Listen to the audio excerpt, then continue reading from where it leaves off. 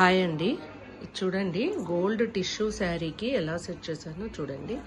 Total hangings, only hangings వేశానండి. ఎందుకంటే కుచ్చుళ్ళు రొటీన్ అని జస్ట్ హ్యాంగింగ్స్ సెట్ చేశాను. అండ్ నెక్ చూడండి, నెక్ ఇలా షేప్ ఇచ్చి ఇట్లా పీకాక్ సెట్ చేశాను చూడండి. హ్యాండ్కి and back two sides shape ఇచ్చేసి స్కాలప్ ఇచ్చేసి వేసాను. ఇది చూడండి, ఇది కట్ వర్క్ డిజైన్ అండి. ఇది మిషన్ ఎంబ్రాయిడింగ్తో వేసిన వర్క్ అండి. ఇది యాక్చువల్గా ఇదంతా చూడండి thread work, thread half and half threading, half leaf లాగా వచ్చాయి చూడండి. 2 కలర్ కాంబినేషన్లో చాలా బాగుంది చూడండి. ఇది వచ్చేసి థ్రెడ్డింగ్ ఫ్లవర్స్ అండ్ మోతీస్, కర్దానా, చిన్న కర్దానా ఇచ్చాను.